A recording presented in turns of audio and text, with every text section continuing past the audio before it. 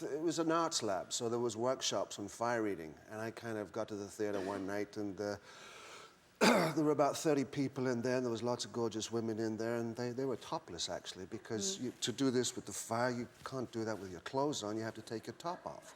So there was lovely girls in there, so I thought I'd go in and kind of check that out, too. So well, you look fantastic. Well, I'm trying. You look really, really good. Well, you look good yourself, Oh, Ellen. thanks. Yeah. And congratulations on the Golden Globe nomination. And yeah, well, I thought it was... yeah. Thank you. It was great to be nominated. You know, yeah. It was a real leg up for the movie, and but I went to the best man, I think. I thought Joaquin was brilliant. Oh, Joaquin really was brilliant. I think, you know, and you were brilliant, too. It's a tough category. Everybody that was in that category, that was really, and Heath Ledger and everybody was, you know. Yeah, it's tough. It's really hard when it's a year where there's just so many great films and performances. But I thought you were so great in the film, and I love the film. I think it's so good. Oh, thank you so much. I mean, this guy who wrote this, his name is Richard Shepard, and he sent this as a writing sample to us. Has he written anything else, or? Yeah, he did a movie called Oxygen, and Adrian Brody did that, and we're trying to do Thomas Crown 2, and he sent us this script, The Matador. Yeah. Well, we're giving it best effort to do Thomas Crown 2. And anyway, this was a writing sample of his work, and we fell in love with it and said, let's go make it. Wow. I was wondering about the story because it really is. It's so interesting, and you're so different. I mean, everybody knows you so much from, you know, the Bond movies, but then you're so completely different. And how is that for you that you didn't continue doing that? Are you cool with that, or? Oh, I'm cool with it. Yeah. I mean, you go into that gig, you know, it's going to end at some time. I mean, my contract was for 4 movies, and I'd done my 4 movies, and they invited me back, and I said yes for the 5th, and then they changed their mind. It's as simple as that. It's show business. You know, I was in the middle of negotiations, you know, one of those things. But no. This, it is awe. It is. You do feel like that. But I mean, people ask, and you know, you don't want to lie about things, but it's as simple as that. And I have no hard feelings against them or the business. It's just like, it's a bit of a surprise. It was a bit of a body blow, but the next day I thought, okay, I'm out of it. I'm done, finished. Liberated, free. I can be anything or do anything I want to do. Yeah. Because you have a certain responsibility when you play that role. I mean, it's such a, you know, loved character worldwide, and it's like kind of being an ambassador to a small country. Yeah. You know, when you play well, you were so. Great. You were a great Bond, and I think everybody thinks that you were absolute. Thank you.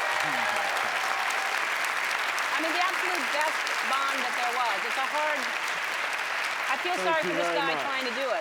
Thank you. I mean, that's a really tough thing for this guy stepping in and trying to fill the shoes that you, because you really were the best, I think. Yeah, well, it was,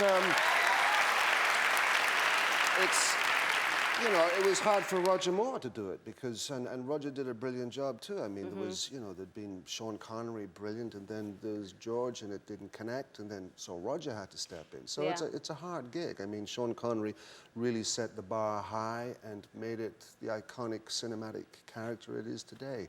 So, you know, Daniel Craig was going to do it next. He's a brilliant, sharp actor. He knows what he has to do, and onwards.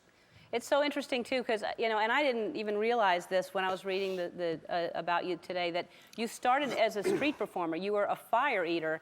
And to think that, did you know that he did that? So. Not today. No. Surprise! No. Well, I did. I mean, I started in theater and education. And, you know, I wanted to be a painter. I wanted to be an artist. And somehow I found acting, and thank God I did. So I had a street theater company, and yes, but that's one thing. But then how do you jump to fire eating? I mean, at what point do you go, that can't be that hard to light yourself on fire?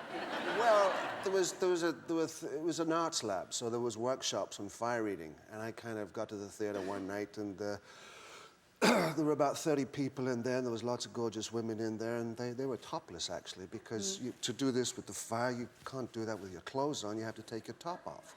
So there was lovely girls in there, so I thought I'd go in and kind of check that out, too.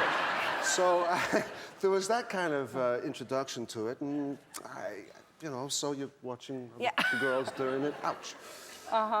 Anyway, I learned how to fire eat, and But didn't you almost completely catch on fire on you were a guest on the Muppet Show and Yeah. Well, it was after I did the first Bond movie. The Muppets called me up and said, you know, we'd like you to be on the show. And they said, do you dance or sing? And I said, no, but I used to do a fire-eating act. And they said, great, you're in.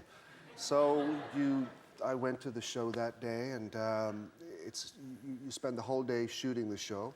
And I made my own brands out of a piece of dowling and cotton wool. I had my kerosene and everything. And the big gag was that the Muppets all thought I was James Bond, and I had to convince them that I was just an actor. So all my stunts went wrong. And this one really did go wrong because we shot the last scene first, and that was me blowing the flames. And I blew the flames, and everybody applauded. They thought I was brilliant. They said, okay, let's go for the take. And the prop master said, listen, guy, I've got this stuff here. It's tasteless, odorless. It's amazing. I said, okay, let's use it. We went out there. Gonzo said, what else can you do? And I said, what about this? And I blew this flame, and it just traced right back into my mouth and blew my mouth up. So I had to continue the rest of the day's work with a lot of blisters and talking like that. That was the last time I ever did the fire eating. I was going to say, that's the last time you've done fire eating. Yeah. Wow. We'll be right back after this. I didn't understand a word I said. I did. Really? Well, We're back with Pierce Brosnan. That's from Remington Steele. You were 23 years old then? I think I was about 24, 25. It's amazing. Yeah. You came into this town on a wing and a prayer, and I got Remington Steele. Really did. I mean, you got it like weeks after you got here, right? I got it the first week I was here. That's amazing. I took out an overdraft.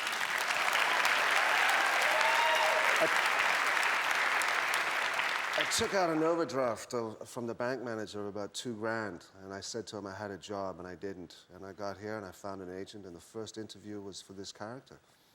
Amazing. And they said, would you come back at the end of actually 2 weeks? And I said, yeah. And at the end of 2 weeks, they said, would you be prepared to live in America? I said, sure, yeah.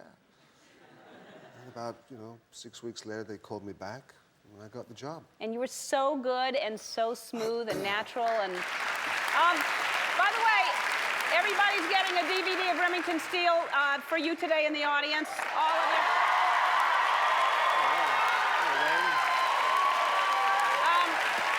Well, I got a present for you. All right, because I have something for you. You got something for me? Well, happy birthday from me to you. So there you go. It's just a little gift. I did this in Mexico City. Is it something you did? This is, yeah. He's an artist. He's an actually really... Wow, that's your character in the movie. That's Julian. That's Julian in the movie. That's fantastic. So, Isn't that amazing?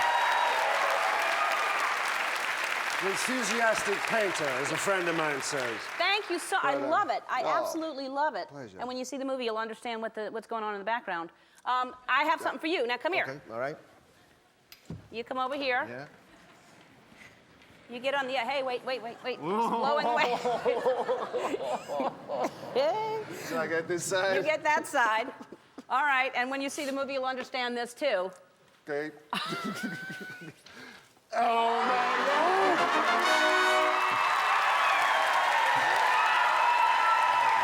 Stick this in here a little bit. You were pushing it There out. you go.